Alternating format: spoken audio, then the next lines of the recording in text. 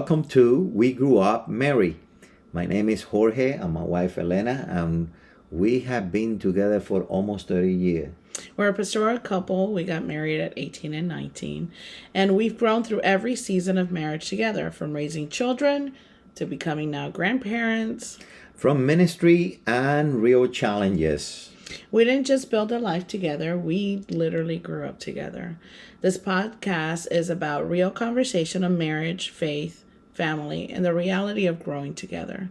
So wherever you're at, pull up a chair. And join us in our conversation, which is very intense today, because today, baby, we are going to be talking about conflict resolution. Conflict resolution. Every marriage has conflict. And not us. We have never had conflict resolution. Never. We've never had it's so interesting. When we talk about conflict resolution as a pastor, when people come to my office for counseling, for getting ready to get married, one of the things that I always ask them is this: have you had your first conflict already? Your first argument? Or have you argued already?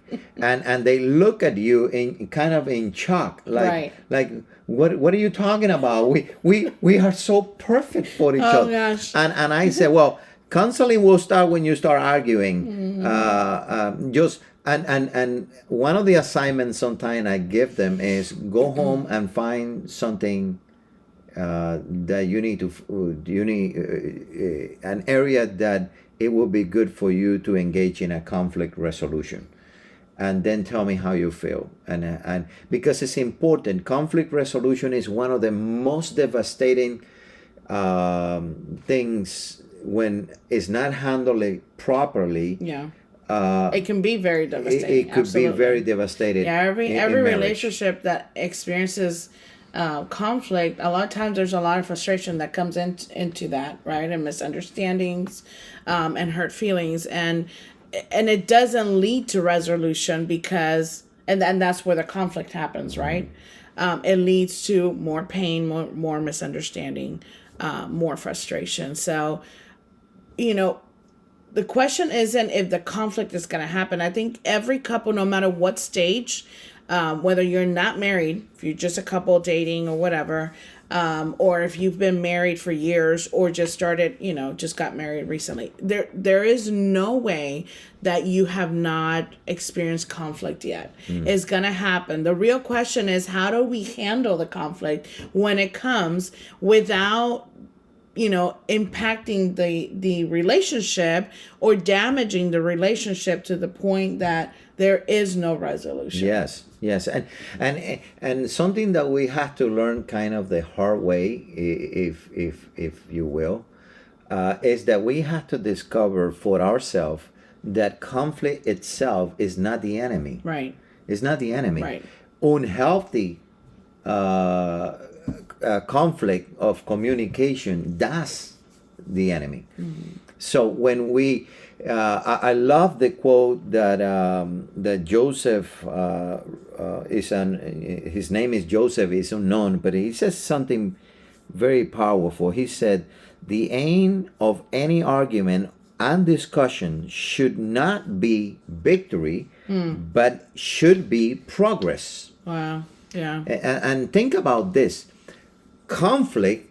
When conflict happen in a marriage, is a wonderful opportunity if we use that in a positive way to enhance ourselves, to make progress, right, and be better people. Right. Unfortunately, not always we handle it the right way. That's correct. And in fact, disagreement can either strengthen intimacy, build understanding, and even build trust.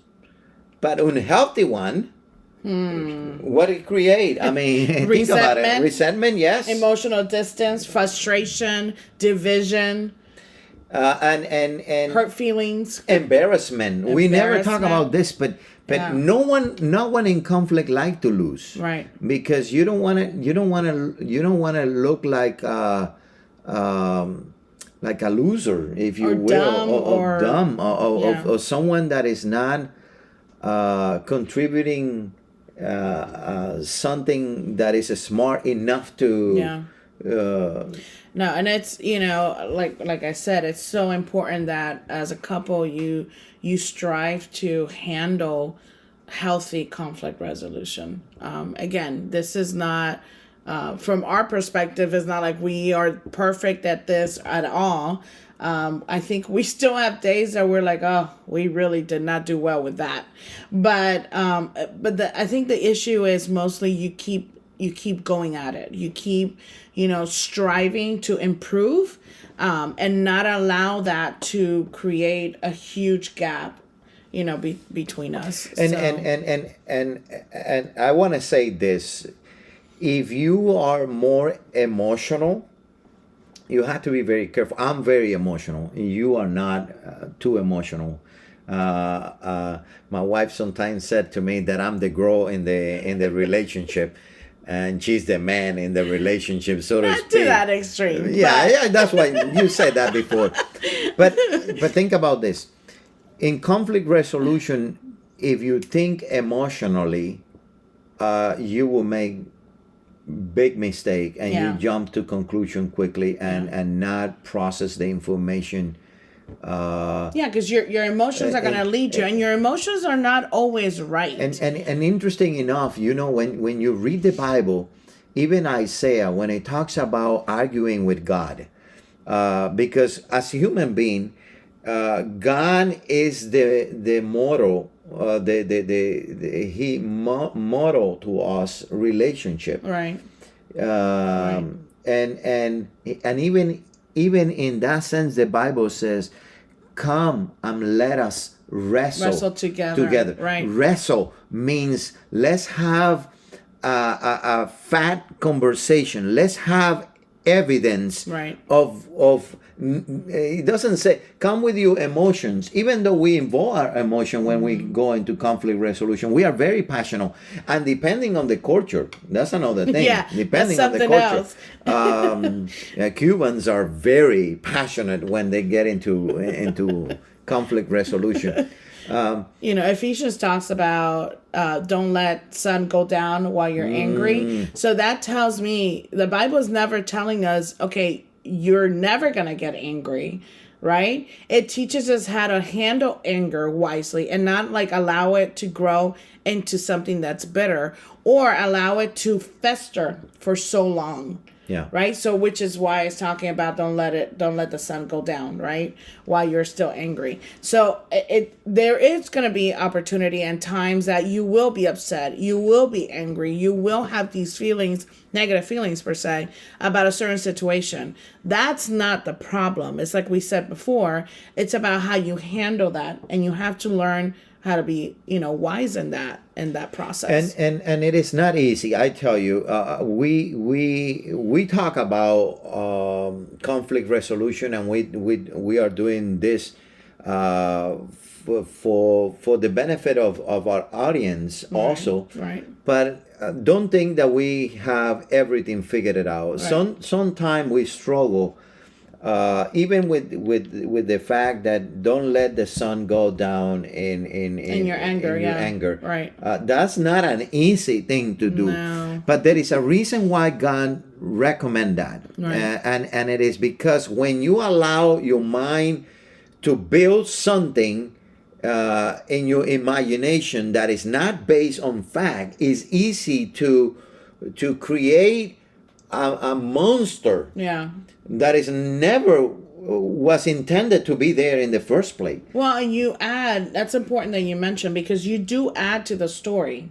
Yes. You add to the story things Yes. that were never, it was not even part of the situation. You're creating or in your mind this false sense of what the other person, thought, did, what they're thinking. Oh, I'm sure they did that intentionally, or they said this to really hurt me. And that was never the case to begin with. So now you're feeding, like you said, that monster, which continues to get bigger and bigger. So why does conflict happen, do you think? Well,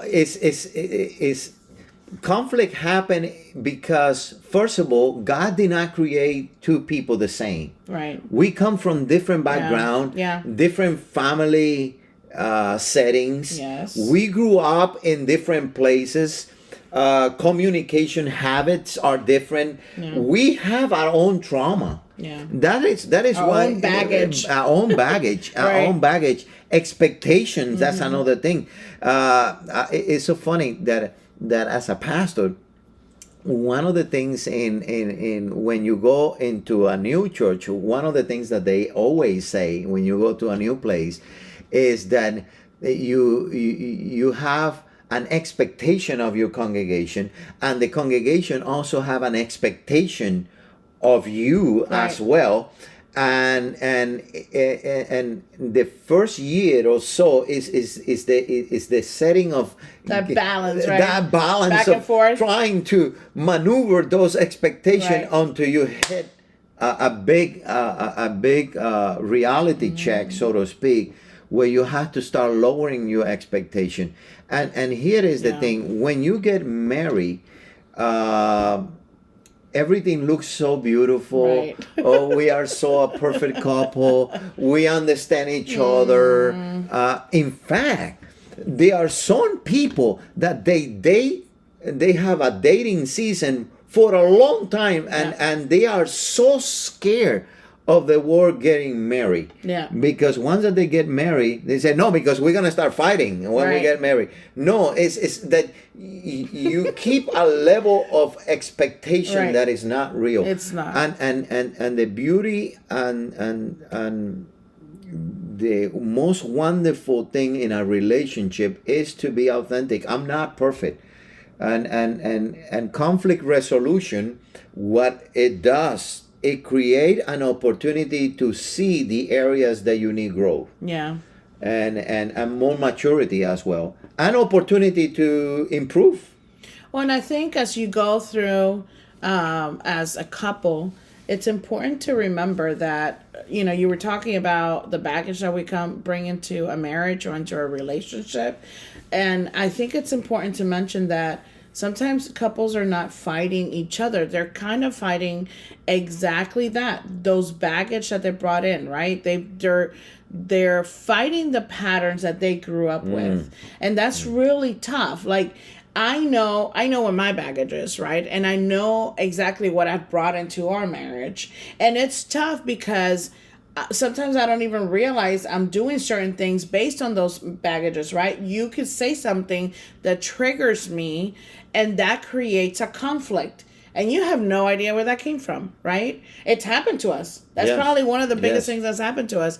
You're over here going like, what did I didn't say anything. I just asked a question. Or why I Right. reacted the way I reacted to something so simple. It Right. was a simple question. It was a simple question. Or it was a simple request. Right. And it's crazy, but it goes back to that baggage that you brought into the marriage, not consciously. Think about this. The other day, I was talking to someone that was sexually abused by their own father. I was talking to a lady, and she came to that baggage into a relationship with God. Think about this for a moment. So the moment I mentioned to her that God is our heavenly Father, her reaction was Very it was negative. like I said something so devastating, and That's she terrible. was deeply offended. No. And I said, what's wrong? What happened? I could not understand until she started explaining the baggage that she was abused by someone who called themselves father, Wow. and at the same time someone who was supposed to love her deeply. Yeah. So sometimes the trauma that we bring into our relationship, if you are planning to get married or if you are already married and you don't know the traumas and the background history of your partner, it's a very healthy conversation to one day sit down and say, baby, I just want to share with you some of my biggest fear, some of my biggest challenge in life, why I react to certain things this certain way. Because understanding and empathy is the key for conflict. And it's so important. I can't expect you to fix something in our conflict if I cannot express to you and tell you, hey, every time you say this, which I have done, by the way, every time you say that, it puts me in a bad place because it triggers me and it takes me back to a childhood trauma. And that is key. How are you going to fix, conflict that is going to keep happening, right? Because every time you ask me a certain question or every time that situation happens over and over and over again, I'm going to be triggered by it. You have no idea what's happening, and your confusion, and in your confusion, you're going to ask more questions, which is only going to probably upset me more. So Here we go, going down a rabbit hole of a huge situation that could have been prevented by having good communication. And I know we keep bringing communication in probably in every podcast we have because it's such a huge key, right? Yes. And it's linked to every different aspect within the marriage or the relationship. But anyways, it's those unmet expectations that I could have from you if you don't know what's happening with me, right? Yes. A lot of those arguments that are triggered are rooted in, lack of communication and a false sense of expectations. And sometimes it's even rooted in disappointment as well, right? Feelings of not feeling heard, not feeling supported, having different priorities per se. But it's crazy because I say that, and at the same time, if I have not communicated things to you, I would know. Exactly. So again, Yes. just a set of expectations that are false. You mentioned something that is so powerful and important, and it is many arguments are rooted in disappointment. Yeah. And sometimes had to do with previous disappointment. Right. And there is a concept in psychology that says hurt people hurt people. Mm-hmm. And when you have issues in conflict resolution of disappointment, that we kind of put it, we don't want to talk about it, and we leave it unresolved, thinking it went away. No, Right. It never went away Right. because it was never closure in that situation. I believe that when we face conflict resolution or any conflict in our life, we have to make sure that there is a closure and we move beyond conflict, because that's one of the challenges that any couple face, and it is the fear of being disappointed again. Right. You don't want. It's like if you touch a fire and you burn your hands, automatically your brain create a sense of awareness. Correct. That you don't want to repeat that action. Correct. And sometime in relationship, your brain creates certain awareness. Why I gonna talk about this if he already disappoint me before? Right. So it's a very tricky thing that we have to learn through times. Yeah. I guess. Well, and then you have also add the stresses of life, the exhaustion of life. The last podcast we talked about children and the impact within the marriage. So now we're talking about conflict resolution, but the reality is that stresses and exhaustion, you don't have the same senses, the same awareness mentally when you're tired and you're exhausted. So going into conflict, that's like a really bad combination, right?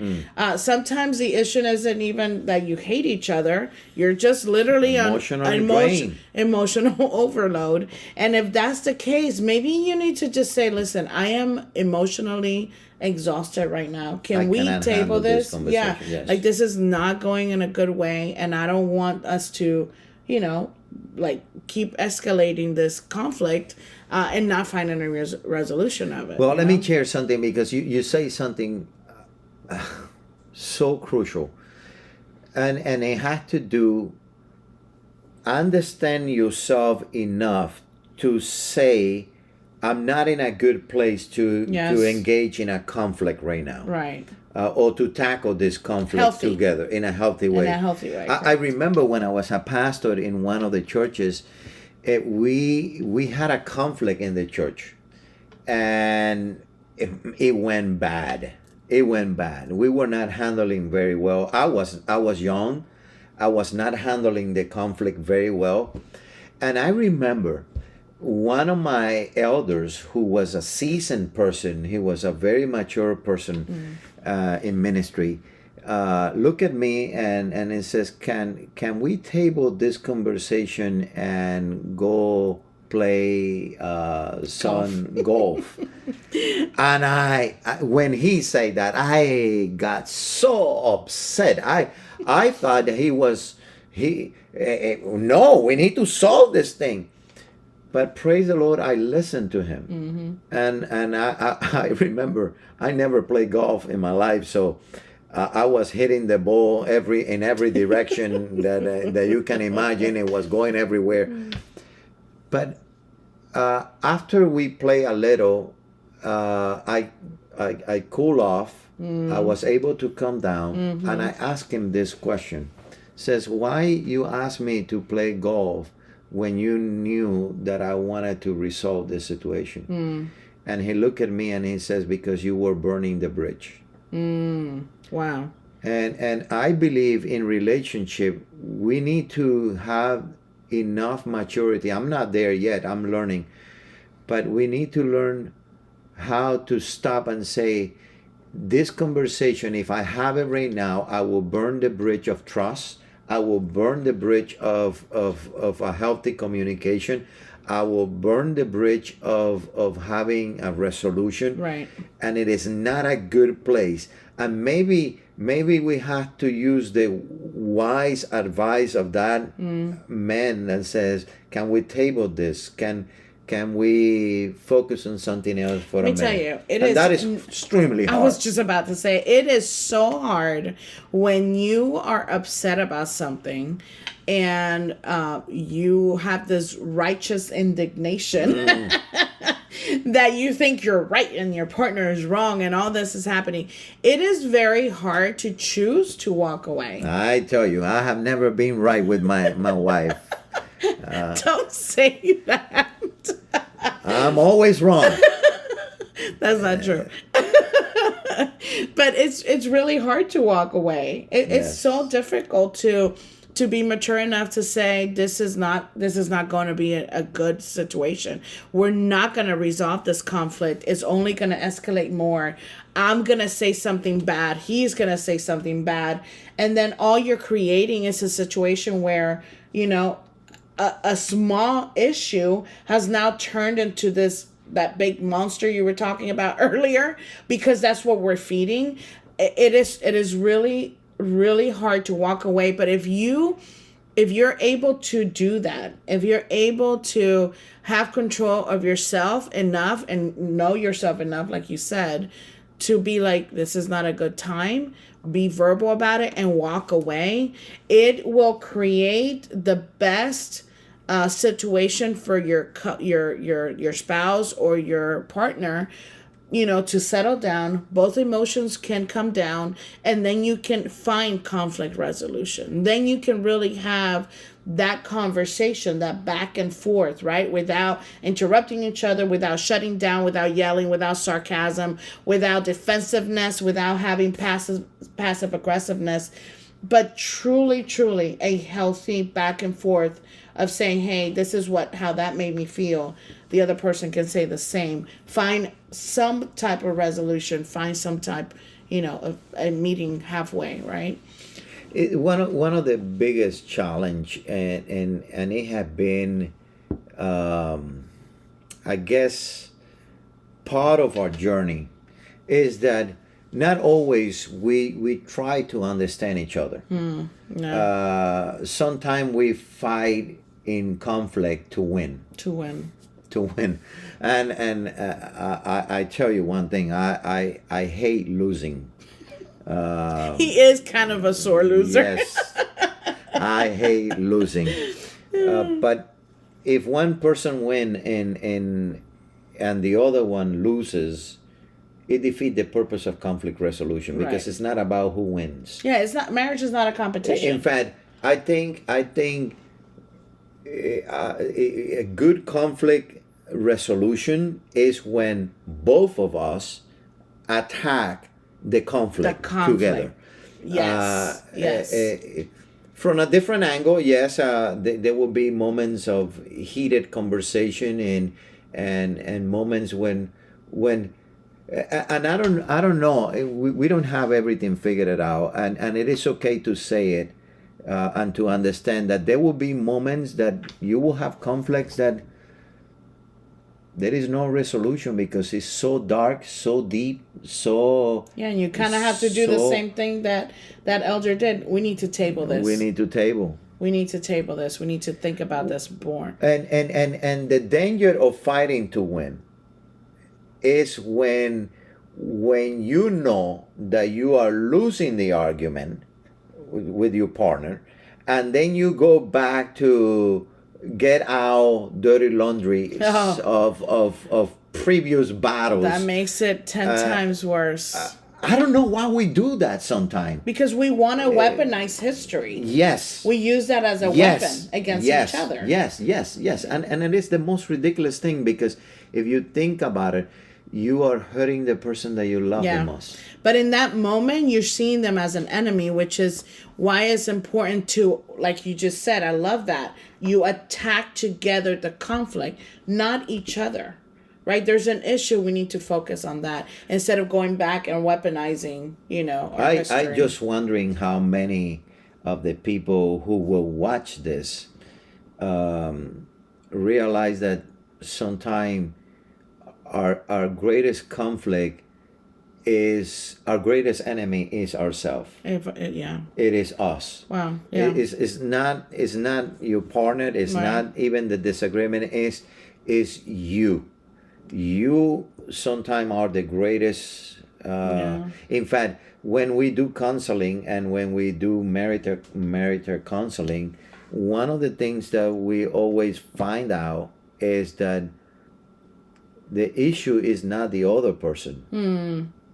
That's true. The majority of the time, you are coaching them to discover that they themselves, the individual that is accusing the other person, is the problem. That's correct. And that is very challenging. Sometimes to admit and realize that, yes, I'm the problem, because that make you feel less. Yeah.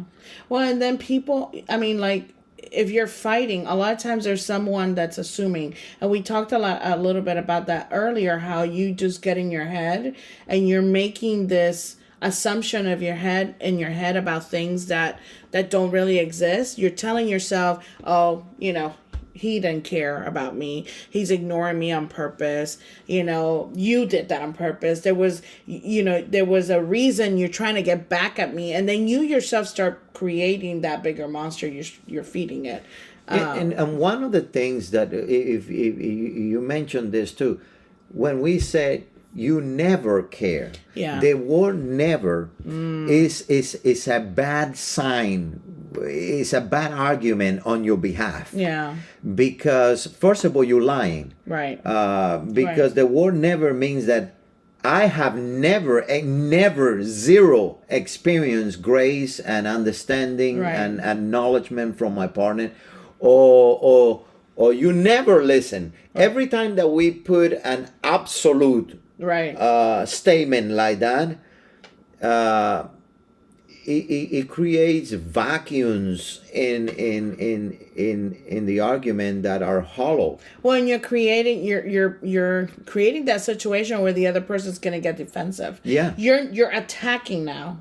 You're not saying how you felt. You are attacking the other person with an absolute, which it's not a healthy, conflict resolution. So, Yeah.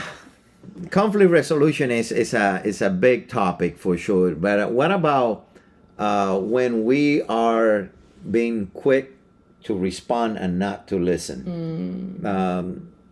I have done that before. yeah, I have to. And we are not looking to sometime for to understand our partner. Yeah. We are listening to respond and how to defend ourselves. Correct. Our position. Our position. Because self-righteousness. So yes. Is that self-righteousness. We have this reaction, this emotional reaction often to escalate because we want to be right and then we have a point. But healthy communication just requires that self-control, being able to be like, no, this is, we need to pause. I need to think. I need to listen. And I need to be open. And I guess something that we have to learn, and we're still learning, is the issue is not the person. Do not attack the person. Yeah. Attack the problem. Right. And it's so hard because sometimes there is a very fine line between the problem and the person. Yeah. So, but you have to make the difference. And when you start insulting, for example, Right. Or like you said before, attacking. or attacking, humiliating, right. or disrespecting the person, just you are not solving anything. In fact, you are digging for yourself a bigger hole. Well, and this is why I was saying before, if you're able to state more of how that made you feel instead of what the other person didn't do according to you, I think it allows a little bit more of an openness to the other person to receive what you're saying. Because if I come at you and say no because you never listen to me, how about I say, babe, I didn't feel heard Today. I felt like you were just just listening to respond to me instead of really listening to what I wanted to share, which was XYZ. Or I did not feel like you could really understand where I was coming from. Let me explain this to you, right? So there's ways to kind of approach that a little bit better without being accusatory, without pointing fingers, without like I said, using the past as a weapon against your partner. And listening to understand is key to that. It's not, like you said, listening to respond. I mean, we are on the same team, and I think when we're sharing conflict or when we're having conflict, we tend to think that we are, like you said, in a boxing match, and I have to come at you or you have to come at me. And if we remember that we are on the same team because we're a couple, we're in this marriage together, we're on the same team, and it's not a me versus you or you versus me. It needs to be a us, like you said, versus the problem. I think the strongest conflict resolution would happen there, right? You're joining together, you're joining forces to try and resolve something. So healthy couples attack issues, not each other. Yes, and that needs to be clear in anyone's mind that trying to have a good relationship with their spouse. Yeah. You always have to be mindful. This is not a fight between us. Right. This is a fight us between a problem, right, or a situation. And it's important as well, and this comes with maturity. This takes time, but being accountable for your actions at some point or another, once you've resolved the conflict, you have to like self-analyze. You have to accept and take accountability of where you went wrong in that situation. How, what was my part in the conflict? There's always a two-way street. That saying that says it takes two to tango is so true. There's always two sides of it. And even when you can pinpoint, well, you were worse than I was, there's no worse or better. It's, again, taking accountability. This was my piece in it. Yes. Doesn't matter the size. It was still an important piece. And we got here together, unfortunately. And now we also need to fix it together. Yes. And one thing that I have noticed is when we go through conflicts that are intense, they are moments when it is okay to say, I am so sorry that we're going through this right now. Even if you don't have a clear path where you're heading in the conflict, that de-escalate the pressure in the conflict. Right. Or words like, for example, honey, even the Bible put it this way: the calm respond may anger disappear. And there are moments in the conflict that you can intentionally use word of affirmation, baby, and de-escalation, and the escalation. Now, someone said to me one time, when you say I am sorry, the argument is over. But the argument is over in the part of arguing, correct, but not in the part of resolution. That's correct. And that is important. That is because super important. I have seen many couples that when they fight, they come back and say, I'm sorry. But the sorry part doesn't fix the issue. No, I'm sorry that this happened, and this is what I'm doing to correct this, to avoid this to happen again. Yeah. So conflict is not what destroys a marriage. No. It's literally the lack of repair. Yes. Not going and repairing and fixing whatever, caused the conflict. That is what little by little will kill the marriage or the relationship, because you're not repairing what has been broken. Those feelings, and it might take a little bit longer time. It might not be, as easy as one conversation. You may have to have multiple ones, right? We've been in conflict sometimes. Some of the stuff we've had to table it because we're both upset. We talk about it some, and we get again to a it's almost like we're hitting a wall of the same thing, and we're like, okay, we need to table this again and come back to it. That's okay as well, as long as you're not stopping the conversation to find how to repair the situation, find healing, restructuring, and try to reconnect and checking in. Yes, checking in is so important, because sometimes the conflict is so intense that we give each other space, and space is good to a degree. But you have to make sure that you come back to your partner and check. I always admire this from you. I remember one time when we did have a Jesus moment that we were not in a good place.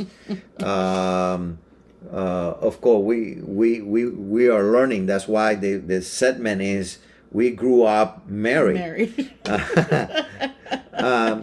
I remember that I came down to the sofa to sleep in the sofa, and you came down and you said, you always gonna have a place in the bed. And I did exactly the same thing to you at one point or another, because that's a way of checking in. We are upset with each other, but there is a place of safety.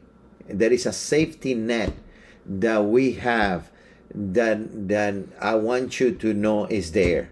Yeah. And that's your place. That's a reassurance to you that we're gonna be okay. Right. What? Right. And that your place is here. Your place is by my side. My place is by your side.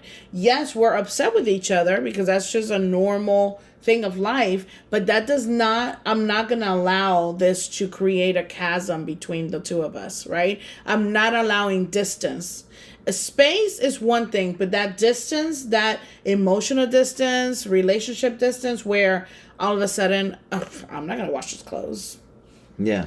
I'm not gonna make his food. He can make his own food. Yeah. That I don't think it's a healthy thing in a marriage, because whether you're upset or not, this is still the man that I love. This is still the person that I have, decided to be my partner, have accepted to love and to cherish for eternity, right? So my thought process is, I could be mad at you, but that doesn't stop me from still loving you, which means that I still want you to be healthy. I still want you to sleep well. I still want, for you to look good. So I'm still going to wash his clothes.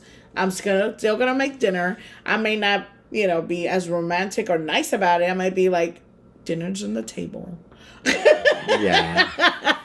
But that's okay. But you're not allowing those petty moments to interfere with the bottom line, which is we still love each other. There's still, we're just still repairing this conflict. Yes. Some conflicts, like I said, just need a little bit deeper kind of healing. So it might take a little bit longer. There are some things that come up from your childhood that could impact you greatly. And those things are going to be there maybe for a while. And, I'm going to say this because I feel like some people just don't like this word, but therapy is important sometimes. And I'm not talking necessarily like couple therapy, but therapy for yourself. There are things that you maybe did not resolve from your childhood that you're carrying into your relationship, and you've never dealt with that. You're going to continue to have that impact within the marriage if you don't handle the situation that's happening with you. And so it's important that if you're in a position of hurt, of deep, I don't know, like something really, really, really deep that you've brought, into the marriage, that you find help if that's needed. I am definitely not against, couples therapy as well. If you're in a point right now where you cannot resolve a conflict. And your marriage has been distant. Find help. Don't give up. Yeah, sometimes we have the wrong concept, and please understand what we are trying to say. Between a couple, no one else should be other than God. Right. But there are seasons and moments when conflict happens that it is okay to find someone who is spiritually mature, who is seasoned, who have even experienced the issue that you are facing. For example, I'm going to give you a quick example of this. I remember this couple that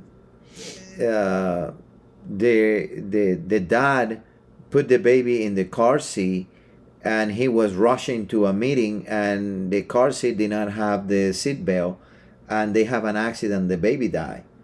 And his wife blamed him and could not forgive him.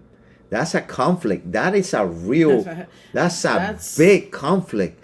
And this man didn't do this intentionally. Right. This man did not, and he trying many times to explain to his wife. That's a real conflict right there. Do you think I wanted to harm my own child? Right. But she could not bear the fact that he was not responsible enough to check on that. Yeah. So in order for her to move on from that big hole of disappointment on her husband, she had to find professional help. Yes. And still today they are happily married, and they move on from that big, deep moment of despair and anxiety Well, and talk about and a lot fear of and emotions anger. involved, and yeah, Yes. a lot of Yes, emotions involved. life is real. Life is real, and sometime when we talk about conflict resolution, we talk about some things that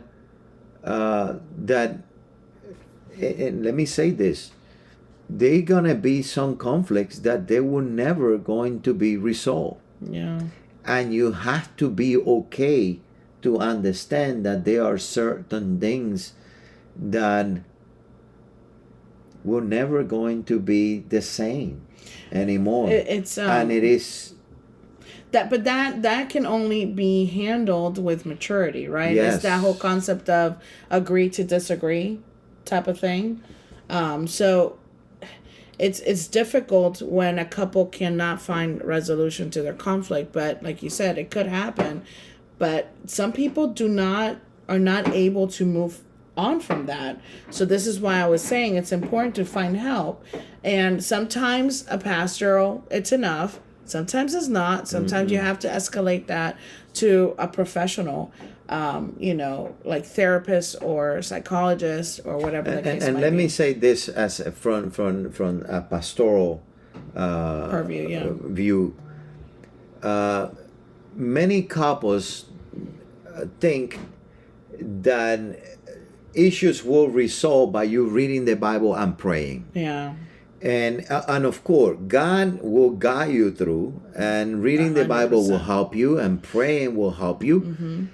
But it is okay also to find help from a professional that studies certain areas of behavior, Correct. human behavior, Correct. and that understand real issues. I have seen people marry people that have going through a deep state of depression, and by me coming to them and say, let me pray for you, Lord, you take care of this. Excuse me, that's not enough. That's not enough.